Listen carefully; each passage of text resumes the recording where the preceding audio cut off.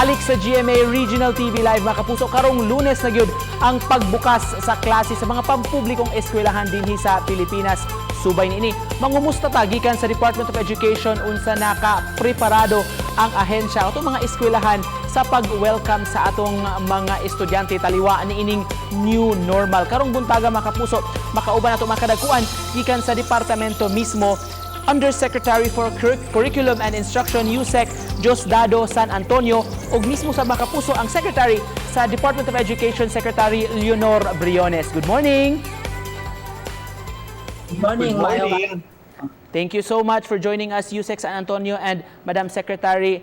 Unahon tika, Secretary Briones, gikan sa June to August 24 to October 5, the opening of the school year has been reset, has been moved several times. Unsa nakaandam, Madam Secretary, ang department for this Monday's formal start of classes? Ang una na mo nga desisyon, June, ano namin ni Adto. Tapos gi-move na to August.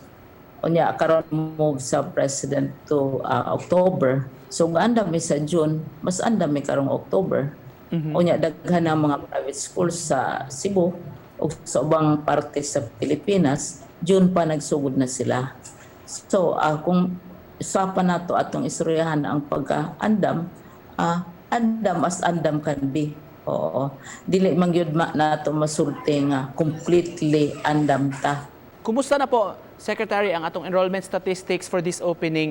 Doon na ba increase nga atong natala? Ang target nga gihatag sa Department of Education og makaabot ta og 80% sa last year's enrollment tungod sa kadako sa epekto sa coronavirus sa ato nga enrollment ug sa atong ekonomiya. Kung makaabot tag 80% sa last year's enrollment, okay na nakaabot na ta sa atong target. Nya karon ang atong total enrollment ay 89.019% or 20,714 ka learners, tanan-tanan na public, private, state universities and local government universities and colleges, tanan-tanan abot ta og 89%. Unya, ang medyo impressive yun kaayo ang mga school sa public. Tungod kay ang po ganina, ang target nato 80%, pero 99.681% sa last year's enrollment ang naabot sa mga private schools. So we have 22.5 billion learners. Pero there are others, Secretary, may ubang mga kabataan who were not able to enroll. Doon na si uban siguro nga simply may have lost interest to learn. How do we intend to reach out to them? Yung mga kananggiingon na to, Secretary, bitaw nga no student should be left behind. Araw-araw, nagkakampanya tayo. Kaya umuusad at nagmo-move yung enrollment numbers natin. Tapos palagi naming naamantay daghang kaayong communications facilities karon nga unsay mga mahitabo, so exciting ang pag-go to school. Nya ang mga parents mag-interest pud sila kay dili man lang online ang paagi sa learning. Gi-inaugurate ang DepEd TV, DepEd Radio, nya ang pag-use sa modules, unya ang uban pa mga pamamaraan. Si Dads makatabang pag-explain kung ano itong blended learning. Yung wala kang magagamit na gadget, yun na yung printed modules ang ating ihahain. So, papadalahan sila ng modules. Alam po sa mga bahay, nakipag-ugnayan ng mga paaralan, alam na kung saan kukunin ito, paano ito makakarating sa kanila, paano ibabalik, paano sisiguruhin na hindi siya wala siyang dalang COVID-19 at lahat. Tapos, sabi na nga ni Ma'am Liling, mayroon din tayong TV, education TV at radyo. Ang mga gagamitin dito, parehas lang ang pinagkuhanan. Yung mga ginawa nating self-learning modules, ikino-convert sa iba-ibang formats. Secretary, how do we ensure po, ma'am, nga ma-maximize, ma-optimize nato ang learning sa atong mga kabataan ining bag-o nato nga mga modalities karon nga school year? Karon kay mo po may atong pag-implement ning atong distance learning. As I said, may combination man na usually yun with face-to-face. Karon ang gihimo nato walay face-to-face. So ato ni silang i-assess continually Ako, I meet with the regional directors or management committee at least once or twice a week. Silang tanan na, tibok nasod. Because mahimo man na ni Zoom. So we know what is happening, what are the challenges that are emerging. So nakatabang yun ang technology nga mahibulod na yung tao adunay mga challenges or may mga issues nga manggoa. Maghiskuta, Madam, on kaning mga grading system, performance sa makabataan, unsay gauge ani, unsay basihanan sa mga teachers sa ilang pag-compute sa performance, pagsusi sa nabuhat sa mga estudyante. Kay of course, ang uban ani mga kabataan will be ably assisted by parents or family members pag-answer sa mga buluhaton diha sa balay.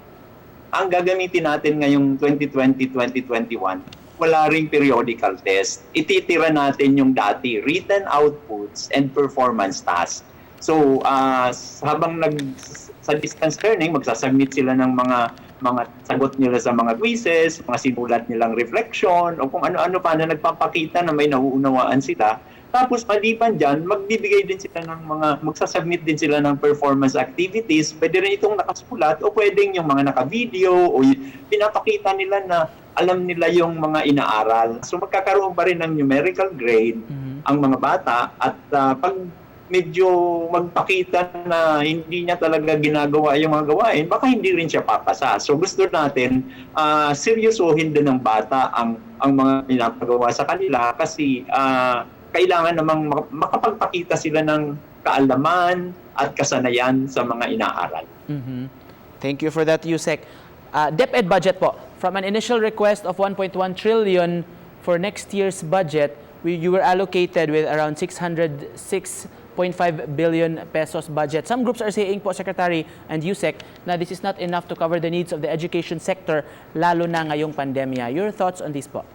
Ingon sila nga unsa ka gamay, unsa kang nubo sa imong kuan, imong habol, di mo baluktot lang usa ka in the meantime.